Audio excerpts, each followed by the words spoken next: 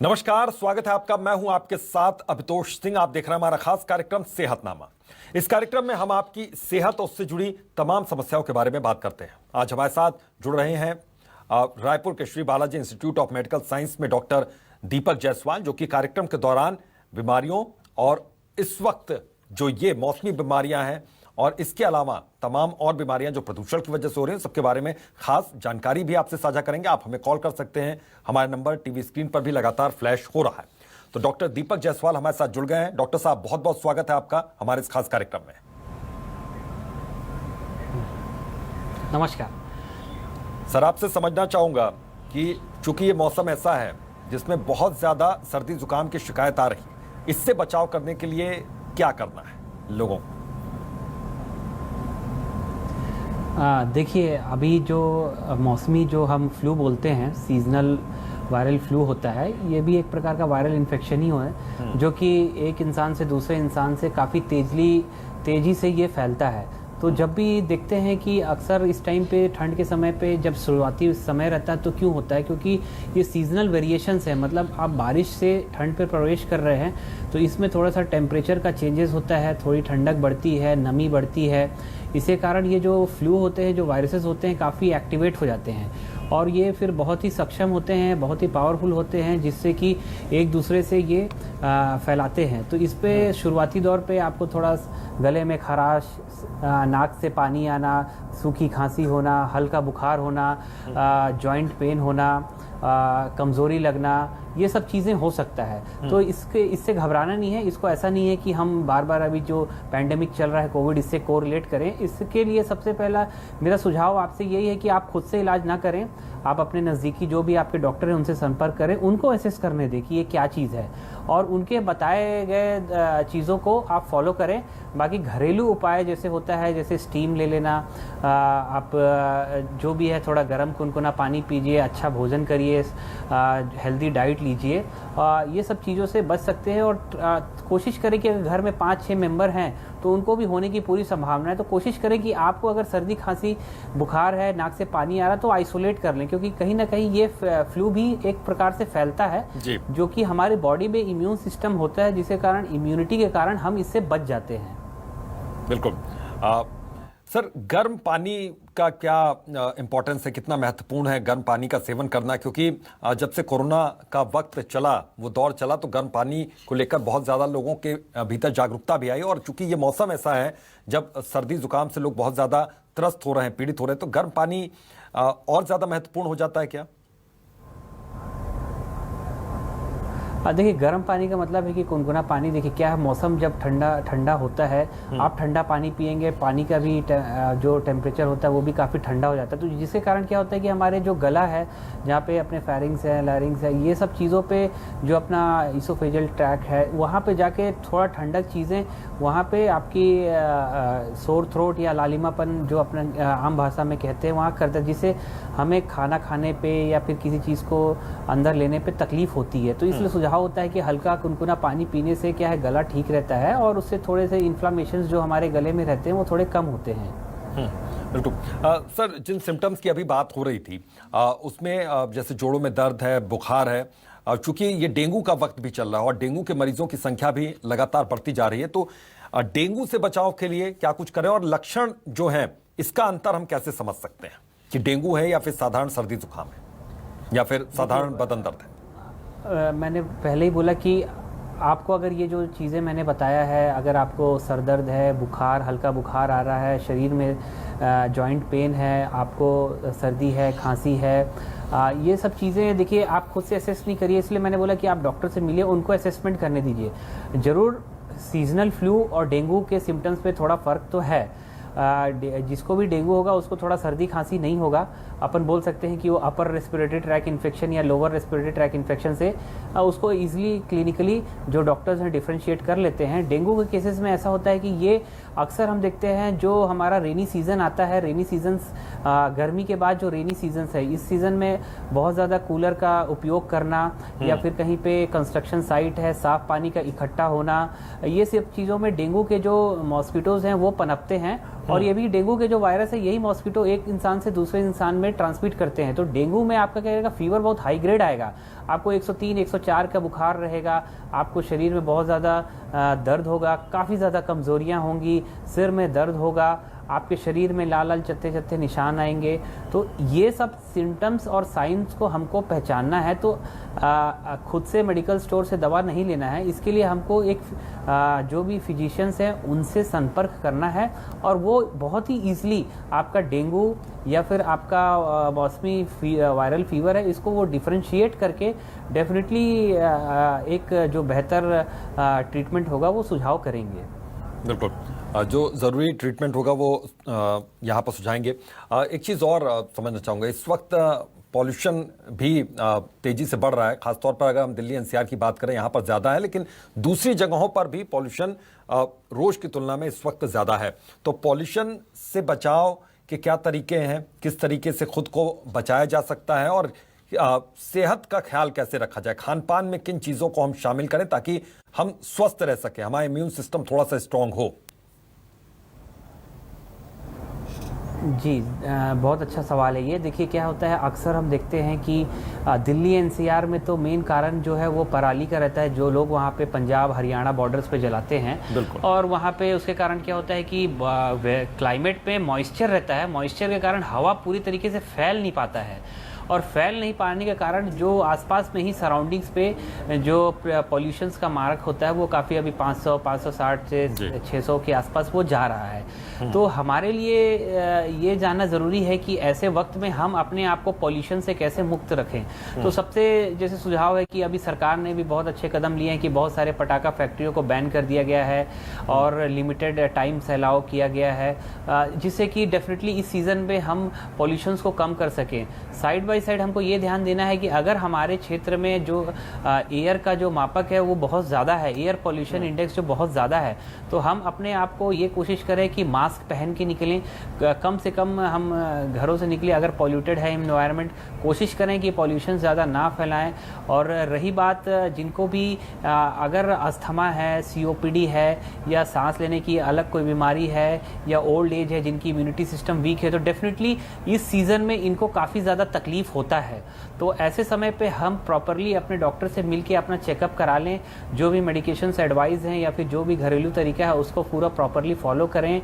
और खान पान पे विशेष ध्यान देना है। ध्यान इसलिए देना है क्योंकि खान पान से ही हमको अपने आप की इम्यूनिटी सिस्टम को बूस्ट अप करके रखना है। तो ऐसे चीज़ें, सारी चीज़ें लेना है, जैसे कि आप अपने डाइट में कोशिश करें कि आप अपने डाइट में फाइबर रिच डाइट लें, जिससे सैलड्स वगैरह होते हैं जो कि आपको इम्यूनिटी सिस्टम बूस्टअप करने पे बहुत ज़्यादा मददगार होते हैं। ड्राई फ्रूट्स लें, दूध का सेवन करें, जितने भी हरी सब्जियां हैं उनका सेवन करें। अगर आप नॉन वेजिटेरियन हैं तो आप अंडे का सफ़ेद भाग खा सकते हैं। और जो भी एक बेहतर डाइट प्लान आपको सूटेबल है उसको ले सकते हैं। तो क्योंकि diet and lifestyle modification, diet का मतलब है कि अच्छा खाना, लाइफस्टाइल का मॉडिफिकेशन है कि आपको योगा करना है, हल्का व्यायाम करना है, थोड़ा वॉक करना है। तो इससे क्या है, हमारी बॉडी की इम्यूनिटी सिस्टम स्ट्रांग रहती है, और इसी इम्यूनिटी सिस्टम के कारण हम आने वाले टाइम पे या फिर जहाँ पे एनवायरनमेंट सही नहीं, इससे फाइट कर सकते हैं। लेकिन अगर हमारे शरीर में कोई भी कोमॉर्बिड कंडीशंस है, जैसे कि हम डायबिटिक के मरीज हैं, हाइपरटेंशन के मरीज हैं, अस्थमा के मरीज हैं, या हमें ट्यूबरक्लोसिस हो चुका है, या हम पोस्ट कोविड स्टेटस से ही गुजर रहे हैं, तो ऐसे समय पे हमको प्रॉब्लम हो सकता है। तो ऐसे समय पे हमें कोशिश करना है कि हम अपने आप को फिट रखें। हम जो भी कोशिश करें कि पॉल्यूटेड इन्वायरमेंट पे जो प्रिकॉशंस है उसको लें। हम कोशिश करें कि रात के या सुबह समय हम थोड़ा स्टीम इनहेलेशंस लें, तो जिससे हमारे जो नेजल ट्रैक हैं, हमारे जो ईसोफेगस हैं, हमारे जो ट्रेकिया हैं वो थोड़ा ओपन रहें, कोई भी चीज़ें नाक पे ब्लॉक ना रहें। हम प्रॉपर अपने आप को वेंटिलेट करते रहें, हम अच्छे से सांस को अच्छे से लें, सांस को निकालें। तो ये भी एक प्रकार का व्यायाम है जो कि हमारे फेफड़े को सुरक्षित रखता है। साइड बाय साइड हमको इन्फेक्शन से प्रिवेंट भी करना है अपने आप को। अगर हमें थोड़ा भी इन्फेक्शन होता है तो इन इन्फेक्शन में इम्यूनिटी वीक हो जाती है, और फिर चांसेस रहते हैं कि और भी जो चीज़ें हैं वो एग्रेवेट होकर काफ़ी फिर नुकसानदायक साबित होते हैं शरीर के लिए। इसलिए जहाँ भी एयर इंडेक्स अच्छा नहीं है वहाँ पे विशेष ध्यान देने की ज़रूरत है। और हम अपने आप ज़्यादा से ज़्यादा हम यही कर सकते हैं कि जो डॉक्टर्स हमें सुझाव दिए हैं उनको फॉलो करना है, अच्छा डाइट लेना है, व्यायाम करना है, और सुरक्षित रहना है। बिल्कुल, अच्छा डाइट लेना है और व्यायाम करना है। सर, एक चीज़ ये समझना चाहूँगा कि अगर व्यायाम को और वॉक को अगर हम एक टाइम बाउंडेशन में बांधे तो कितनी देर का व्यायाम या कितनी देर के हमें वॉक जो है वो हमारी सेहत के लिए सही रहता है, क्योंकि हमें अगर रेगुलर बेसिस करना है तो एक समय निर्धारित भी करना होगा। देखिए, बहुत सारे मेडिकल्स गाइडलाइंस हैं और वो गाइडलाइंस टाइम टू टाइम आते रहते हैं और वो चीज़ें टाइम टू टाइम अपडेट होते रहते हैं। तो देखिए, ऐसा बहुत ही कई होते हैं, बिजी लाइफस्टाइल है, पॉसिबल नहीं हो पाता है कि सही समय पे अपने आप को उस लेवल तक पहुंचा पाएं। तो इस पे ये रहता है कि कम से कम कोशिश करें कि 7 दिन में अगर आप 4 या 5 दिन भी 30 मिनट अगर वॉक कर लेते हैं और 10 से 15 मिनट भी आप योगा कर लेते हैं तो आपके लिए काफ़ी मददगार रहेगा। एटलीस्ट मतलब दिन में आप अपने हेल्थ के लिए, मतलब आप बिजी हैं, बिजी लाइफ शेड्यूल है, स्टाइल बिजी है, लेकिन फिर भी अगर आप अपने पर्सनल हेल्थ के लिए आप अगर डेली पॉसिबल भी नहीं है तो हफ्ते का 4 से 5 दिन भी आप अगर 30 मिनट से 40 मिनट अपने लिए निकाल लेते हैं तो ये आपके लिए काफ़ी मददगार साबित होगा। बिल्कुल, 30 से 40 मिनट का अगर वक्त निकाल लेते हैं तो मददगार साबित होगा। सर, इस मौसम में जो मौसमी फल हैं, फ्रूट्स हैं, उसके अलावा क्या कुछ और हम शामिल कर सकते हैं? खास तौर पर क्या फल हैं जो आपकी सेहत पर अब ज़्यादा असर डाल सकते हैं, आपको ज़्यादा हेल्दी रख सकते हैं? क्योंकि फल तमाम तरह के हैं, अगर हम बात करें सेब हैं, संतरे हैं, केले हैं, इसके अलावा भी कई फल हैं जो इस वक्त बाज़ार में हैं, बाज़ार गुलजार है फलों से। देखिए, बिल्कुल बहुत अच्छा क्वेश्चन है। देखिए, ये सब सारे फल फ्रूट्स हम ले सकते हैं, लेकिन इनका डेफिनेटली एक मात्रा पे ही लेना है, क्योंकि खट्टे जो फल होते हैं कभी कभी गले को ख़राब कर देते हैं। अगर वो सब चीज़ें हैं तो उनको लिमिटेड क्वांटिटी पे लेना है, क्योंकि संतरा हो गया, मौसम्बी हो गया, ये भी ज़रूरी है क्योंकि इन पे विटामिन सी होता है जी। और विटामिन सी भी एक बहुत अच्छा इम्यूनिटी फैक्टर होता है जो हमारे रोधक प्रतिरोधक क्षमता को बढ़ाता है। हाँ। उसके अलावा आप एप्पल ले सकते हैं, बिल्कुल बहुत अच्छा है एप्पल लेने में। आप केला ले सकते हैं जिसमें पोटेशियम होता है जो बॉडी को अगेन एनर्जेटिक फील कराता है। और आप बिल्कुल नारियल पानी ले सकते हैं जिसमें अगेन उससे काफ़ी ज़्यादा आपका इम्यूनिटी पावर होता है। और आप जो भी आपके एरिया में अवेलेबल चीज़ें हैं वो बिल्कुल ले सकते हैं एज़ पर सूटेबल, ऐसा कोई कॉन्ट्राइंडिकेटेड नहीं है। थोड़ा सा ध्यान मीठे फलों पे डायबिटिक पेशेंट्स को रखना पड़ता है, बट अभी ठंड के हिसाब से जिस एरिया में जैसा फ्रूट्स अवेलेबल है उसको ले सकते हैं, क्योंकि कहीं ना कहीं ये बिल्कुल मददगार होते हैं हमारे इम्यूनिटी सिस्टम को स्ट्रॉन्ग करने के लिए। बिल्कुल, इम्यूनिटी सिस्टम को स्ट्रॉन्ग करने के लिए बहुत सी चीज़ों की ज़रूरत है। सर, एक चीज़ और आपसे समझना चाहूँ, क्या विटामिन की गोलियाँ या फिर जिंक कैप्सूल्स, क्या इनको एक्स्ट्रा लेना सही रहता है सेहत के लिए? क्योंकि इसका भी प्रचलन ख़ास तौर पर कोविड के टाइम में बहुत ज़्यादा बढ़ा। देखिए, जिंक के कैप्सूल्स हो गए या कैल्शियम्स हो गए या फिर आपके विटामिन सी टैबलेट हो गए, ये मैं समझता हूँ कि सभी ने लास्ट 2 ईयर्स में बहुत ज़्यादा लिया है। हाँ। बहुत ज़्यादा लिया है, क्योंकि सबको ऐसा लगता था कि कोविड का समय है, कोविड हो गया है, कैल्शियम चाहिए, जिंक चाहिए, विटामिन सी चाहिए, अदर मल्टीविटामिन चाहिए, ये सब कोई भरपूर मात्रा में ऑलरेडी ले चुके हैं। लेकिन कोई भी चीज़ को अनप्रिस्क्राइब्ड फॉर्म पे लेना हमेशा हानिकारक होता है। आप खुद से मत खाइए, आप डॉक्टर्स पे छोड़ दीजिए, डॉक्टर्स डिसाइड करेंगे कि भाई आपको विटामिन सी की ज़रूरत है या नहीं है, क्योंकि वो क्लिनिकली असेस करके पता लगा लेते हैं कि भाई आपको क्या चीज़ की ज़रूरत है। तो आप, मेरा सुझाव है कि मेडिसिन, स्पेशली मेडिसिन आप अपने से ना लें, खुद से ना लें, क्योंकि कोई भी चीज़ अत्यधिक लेने से नुकसान करता है, क्योंकि विटामिन का भी टॉक्सिसिटी होता है, इससे भी नुकसान होते हैं। ठीक है, एक लेवल तक आपको उन चीज़ों की ज़रूरत है, लेकिन अगर उस लेवल से ज़्यादा आप खा रहे हैं तो वो नुकसानदायक है। बिल्कुल, एक लेवल से ज़्यादा अगर खा रहे हैं तो नुकसानदायक है। सर, ये भी समझना बहुत ज़्यादा ज़रूरी हो जाता है कि हमने तमाम तरह की दवाइयाँ खा ली, लेकिन इस वक्त जो लाइफ स्टाइल हम अपना रहे हैं, अपनी जीवन शैली जो है, उसको हम किस तरीके से और ज़्यादा ठीक कर सकते हैं? आपने कहा कि सेहत का ख्याल रखने के लिए आपको फल फ्रूट आप उसको शामिल कीजिए अपने खान पान में, इसके अलावा आप सुबह या शाम की वॉक करें। मैं ये जानना चाह रहा हूँ कि जैसे वॉक करने का सही समय की बात हुई कि 30 से 40 मिनट है, लेकिन क्या सुबह की ही वॉक बहुत ज़्यादा ज़रूरी है, या अगर सुबह वक्त नहीं मिला तो क्या शाम की भी वॉक उतनी ज़्यादा असरदार होगी जितनी सुबह की वॉक हो या एक्सरसाइज हो? डेफिनेटली देखिए, अभी पोस्ट कोविड सिनेरियो में अभी भी देखिए कोविड गया नहीं है, वैक्सीनेशन ड्राइव चल रहा है, 100 करोड़ वैक्सीनेशंस हो गए हैं। अभी भी 10,000 केसेस इंडिया में रिपोर्ट हो रहे हैं। तो कहीं ना कहीं आसपास के भी सराउंडिंग में है चीज़ें। इसीलिए आप अपना सेफ्टी को ध्यान में रखते हुए, कोविड प्रोटोकॉल को फॉलो करते हुए, प्रॉपर मास्क, सैनिटाइजेशन और जो भी लोकल एरिया का गाइडलाइंस है उसको फॉलो करते हुए, आपको अगर सूटेबल लगता है, आपको सुबह भी वॉक कर सकते हैं, शाम को भी वॉक कर सकते हैं। आप कभी भी इन सुबह शाम में वॉक कर सकते हैं। मोटिव वॉक करने का ये होता है कि आपका उससे बॉडी एक्टिवेट होता है, आपके जो अंग हैं, सिस्टम है, वो थोड़े से एक्टिवेट होते हैं, उस पर थोड़ा एनर्जेटिक फील आता है।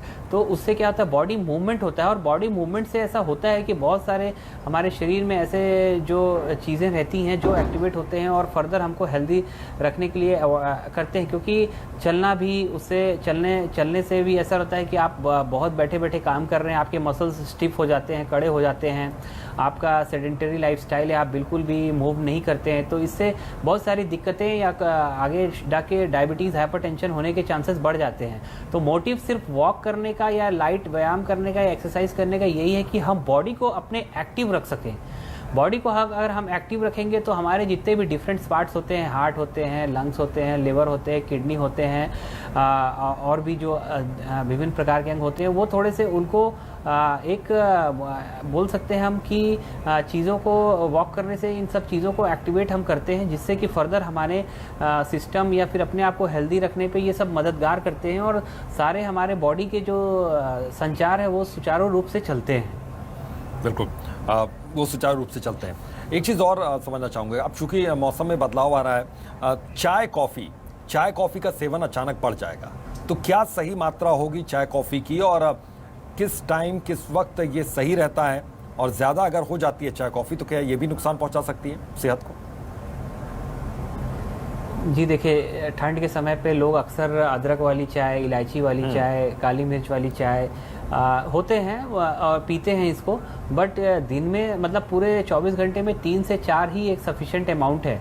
उससे ज़्यादा आप लेंगे तो देखिए उससे भी क्या है कि आपको पेट की समस्या आ सकती है, गैस्ट्राइटिस हो सकता है, पेट में डाइजेशंस के प्रॉब्लम आ सकते हैं, आपके खाना डाइजेस्ट नहीं हो सकता है।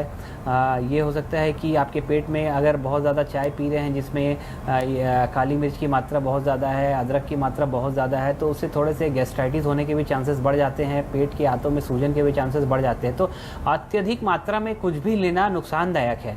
ठीक है, आपका रूटीन है, चाय हैबिट पे है, आप सुबह लीजिए, आप एक बार हो सकता है दोपहर के आसपास ले सकते हैं, शाम के आसपास लेते हैं, दिन में 3 से 4 काफ़ी हैं वो चीज़ें। बट उसको अगर बहुत ज़्यादा मात्रा में आप लेंगे तो डेफिनेटली पेट की समस्या आएगी और उससे थोड़ा दिक्कत का सामना करना पड़ सकता है। बिल्कुल, पेट की समस्या आएगी। सर, एक चीज़ और मैं आपसे समझना चाहूँगा कि अल्कोहल और स्मोकिंग ये कितना खतरनाक साबित हो सकता है, खासतौर पर उस दौर में जब मौसम में भी तब्दीली हो रही है और पॉल्यूशन लेवल भी काफ़ी हद तक बढ़ रहा है और कोविड का अभी भी समय चल रहा है, कोविड अभी गया नहीं। देखिए, पोस्ट कोविड सिनेरियो अभी तक पूरा है, लंग्स के प्रॉब्लम अभी भी आ रहे हैं, केसेस अभी भी रिपोर्ट हो रहे हैं। और हम ऐसे मौसम पे हैं जहाँ पे मौसम अभी ठंड आ गया है, बट पूरे तरीके से नहीं आया है, टेम्परेचर डाउन हो रहा है। कई ऐसे जो फेफड़े के मरीज हैं जिनकी समस्या अभी बढ़ रही है, प्लस दिवाली अभी गया है, पराली जल रहा है। ऐसे समय पे एयर पॉल्यूशन इंडेक्स काफ़ी बढ़ जाता है, ऐसे समय पे बहुत ज़्यादा शरीर को नुकसान होने की संभावना रहती है। इसीलिए मैं इस पे फेवर पे नहीं हूँ, मैं क्या कोई भी इस फेवर पे नहीं रहता है कि ऐसे टाइम पे आप अत्यधिक स्मोकिंग करें या अल्कोहल का कंजप्शन करें, क्योंकि आप स्मोकिंग करेंगे अननेसेसरी, ये आपके फेफड़े को ही नुकसान करेगा। और एक बार फेफड़े को नुकसान हुआ तो डेफिनेटली आपको सांस लेने की समस्या आएगी, आपको बैठे बैठे हो सकता है सांस की समस्या आए, आप चल रहे हैं तो सांस की समस्या आ सकती है, आप सीढ़ी पे चढ़ रहे हैं तो समस्या आ सकती है, आपको कफ हो सकता है, आपकी इम्यूनिटी सिस्टम वीक हो सकती है, आपको टीबी के होने के चांसेस बढ़ जाएंगे, आपको अदर रेस्पिरेटरी लंग डिजीजेस के चांसेस बढ़ जाएंगे। तो ये बिल्कुल भी एडवाइजेबल नहीं है कि आप स्मोकिंग करें। अगर आप कर रहे हैं तो उसको आपको रोकना है, बंद करना है, क्योंकि ये बिल्कुल भी एडवाइजेबल नहीं है, क्योंकि स्मोकिंग करने से हमारा नुकसान ही होगा, उससे कोई फायदा नहीं होगा। रही बात अल्कोहल की, तो अल्कोहल भी शरीर के लिए अत्यधिक नुकसानदायक है। इससे भी कई लोग ऐसे होते हैं, सोचते हैं कि ठंड है, अल्कोहल ले लिए तो उससे दिक्कतें कम हो जाएगी, बट ऐसा नहीं है। अल्कोहल के अपने ही नुकसान हैं, उसके अपने ही साइड इफ़ेक्ट्स हैं। हम यहाँ पे डेली केसेस देख रहे हैं जहाँ पे ऐसे बहुत सारे पेशेंट्स हैं जो कि अल्कोहल ज़्यादा लेने के कारण विड्रॉल कंडीशंस पे आते हैं, CNS डिप्रेशन कंडीशंस पे आते हैं, काफ़ी ज़्यादा लिवर के प्रॉब्लम से आते हैं, ब्लड के प्रॉब्लम से आते हैं। तो अल्कोहल भी बहुत ज़्यादा शरीर के लिए नुकसानदायक है। देखिए, पोस्ट कोविड सिनेरियो आ गया, कोविड ने आपको बता दिया है कि आपको किस प्रकार से और कैसे रहना है। अगर आप उसको समझ जा रहे हैं तो अच्छी बात है। गवर्नमेंट में भी आपको बता दिया गया है, WHO ने भी बता दिया है, गाइडलाइंस आ गई हैं, आपको सब कुछ ही बता दिया गया है। फर्स्ट वेव भी आया था, वेव आके चला गया, सेकेंड वेव बहुत ही घातक आया था, वो भी जा चुका है। थर्ड वेव का प्रेडिक्शन है, आ भी सकता है, नहीं भी आ सकता है, टोटली डिपेंड करता है वायरस के वायरुलेंस पे और कितना हमारा वैक्सीनेशन ड्राइव है। तो देखिए, किसी भी चीज़ की एक लिमिट है, अगर उस लिमिट को हम पार करेंगे तो चीज़ों से बच पाना बहुत ही मुश्किल है। और डेफिनेटली कोविड ने बहुत कुछ सिखाया है और आगे भी हमको उसको फॉलो करना है। ठीक है, आज कोविड आया है, कल के दिन और भी कुछ बीमारी आ सकती है जिसका कुछ नहीं बोला जा सकता है, लेकिन एट प्रेजेंट हम कोविड फ्री नहीं हुए हैं। अभी भी हम पैंडेमिक इन्वायरमेंट पे जी रहे हैं। जब तक कोविड नहीं जाना है तो कोविड अप्रोप्रिएट बिहेवियर को हमको फॉलो करना है। जो गाइडलाइंस हमारे गवर्नमेंट ने हमको इंडिकेट की है उस गाइडलाइंस को फॉलो करना है। वैक्सीनेशंस ड्राइव का पूरा पालन करना है। और बिल्कुल भी ये इंडिकेशन नहीं है कि आप स्मोकिंग करें, अल्कोहल करें, उससे आपका ही नुकसान है। आपको इस चीज़ों को समझना है और फॉलो करना है। बिल्कुल सर, एक चीज़ और समझना चाहूँगा जाते जाते कि अगर कोविड हुआ है किसी को भी, 3 से 4 महीने का वक्त बीता है या 5 महीने का वक्त बीता है, और अगर वो डेंगू की चपेट में आ जाता है इस वक्त, तो उसके लिए कितना खतरनाक साबित हो सकता है कि कोविड से वो उभरा है, पोस्ट कोविड सिम्टम से वो अभी भी जूझ रहा और उसके ऊपर उसको डेंगू हो गया।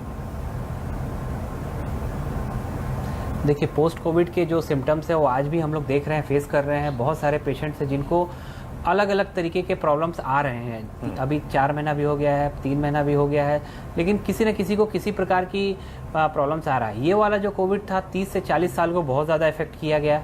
उससे बहुत लोग न्यूली टाइप 2 डायबिटीज़ के पेशेंट्स, मधुमेह के शिकार हो गए हैं, हाइपरटेंशन भी हो गया है, कईयों को GI डिस्टर्बेंस हो गया है, किसी को CNS प्रॉब्लम आ गया है, बहुत सारे, किसी को सांस लेने में अभी भी दिक्कत हो रही है। तो ऑलरेडी उनका इम्यूनिटी वीक हो चुका है और वो इससे फाइट कर रहे हैं। बट अच्छी बात है कि वो प्रॉपर डॉक्टर के संपर्क में है, जो भी गाइडलाइंस है या फिर जो भी मेडिकेशंस है या फिर जो भी डॉक्टर्स का एडवाइस है वो फॉलो कर रहे हैं, रिकवर कर रहे हैं। ऐसा नहीं है कि रिकवर नहीं कर रहे हैं, रिकवर कर रहे हैं, बिल्कुल कर रहे हैं, और आने वाले 2 महीने में वो ठीक भी हो जाएंगे। बट चीज़ें ऐसा है कि अगर इम्यूनिटी वीक के कारण उन पे बहुत ज़्यादा खतरा है कि मौसमी बीमारियों का फैलने का, जो वायरल फ्लू है या फिर डेंगू है। तो देखिए, डेंगू से बेस्ट बचने का यही है कि अगर आपके केस में डेंगू का केस रिपोर्ट होता है तो प्रॉपर आप अपने नगर निगम या फिर जो भी हेल्थ अथॉरिटीज़ है उनको इन्फॉर्म करें। पूरे एरिया का जो भी है फॉगिंग कराएं, जो भी गड्ढे नालियां हैं उसको साफ़ कराएं। कोशिश करें कि आप मच्छरदानी में सोएं रात के, आप जो भी एंटी मॉस्किटो रिपेलेंट्स हैं उसका उपयोग करें। और क्योंकि मच्छर है, किसको काटेगा नहीं पता, लेकिन हमारे हाथ पे ये है कि हम आसपास के एनवायरनमेंट को नीट एंड क्लीन, जो भी गार्डन में या फिर पॉट्स पे पानी इकट्ठा है, हमारे हाथ में जो कुछ है वो पूरी हमें कोशिश करनी चाहिए, साफ करें, बरतनी खुद से शुरू करनी चाहिए, ना कि हम स्वास्थ्य महकमे के ऊपर रहें डिपेंडेंट की वो आए और कुछ करें। हमें खुद से भी साफ सफाई रखनी पड़ेगी। बहुत बहुत शुक्रिया सर अपना कीमती वक्त देने के लिए, और उम्मीद करता हूं कि यहां पर दर्शकों को बहुत सी जानकारियां मिली होंगी। तो आज सेहतनामा में बस इतना ही, दीजिए इजाजत, नमस्कार।